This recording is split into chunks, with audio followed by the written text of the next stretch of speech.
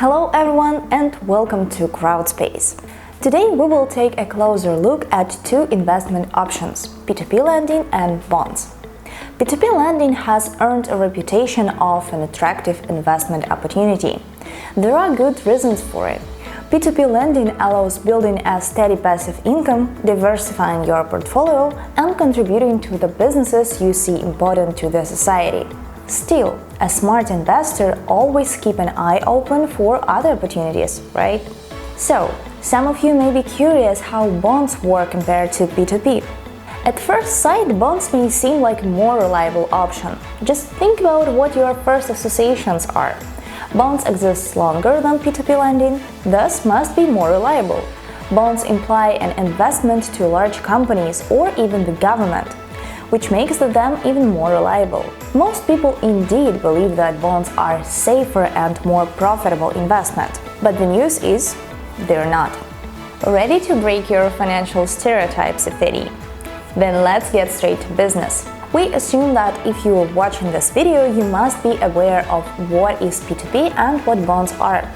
But just for the sake of clarity, let's refresh those definitions. P2P lending connects investors directly with the borrowers seeking loans on P2P websites.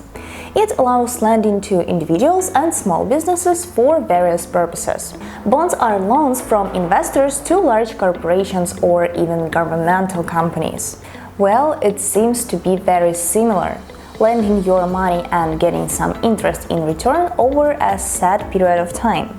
Well, as to the differences, there is a lot more to say. First of all, it's the duration. For P2P loan, it can be from a couple of months to 3 years. Bonds, the average duration is from 10 to 20 years. The second difference is payment regularity. With P2P, you receive a monthly installment while bond issuers pay annually or semi-annually. And finally, the returns rate. Most P2P platforms offer from 5 to 10% return rates. For corporate bonds, the average return are from 3 to 5%. An important thing to remember is that the returns from both investment options are taxed, unless you are using an IFISA.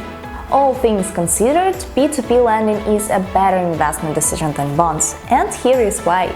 First and foremost, the average loan investment period plays a big role. Having your capital frozen for 10 years is a very long time.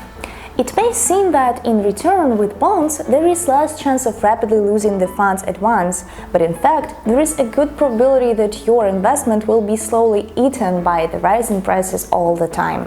While on P2P platforms, you can choose the loans with a payback term you feel comfortable with. Secondly, with the P2P market rising, the P2P platforms care a lot about security guarantees to win more investors. You can pick a loan from various risk categories and check creditworthiness of the borrowers. Some platforms also offer buyback guarantees, a commitment to repay the debt in full in case the borrower goes bankrupt. It is usually done within 60 days or so. Naturally, it doesn't eliminate all the risks, but at least it gives you some instruments to reduce them. These and other P2P platform features provide more transparency compared to bonds. Thirdly, investing in bonds or stocks implies using some third-party services. It can be a bank or a stockbroker. While with P2P lending, you can register on the P2P platform yourself, open an account, transfer some cash, and get the ball rolling with investing anywhere and anytime. You can start with small amounts you can afford to test the waters. Well, lastly, it's about the values. We as consumers tend to support local businesses to support the communities. We need to know if the goods or service provider respects the workers' rights and cares about the environment. Large corporations rarely feel relatable. It's difficult to feel some connection to them. Okay, let's sum up. The main cons that make bonds look far less attractive than P2P lending include poor liquidity and low returns, especially considering the large amount invested initially. As much as P2P lending outperforms bonds in many aspects, it still carries a lot of risks. After all, a simple loan default happens more often than a big corporation goes bankrupt. That's why a big part of becoming a successful P2P investor is learning to manage this risk. Okay, that's all I have for you today. Subscribe to our channel and I'll see you in the next videos.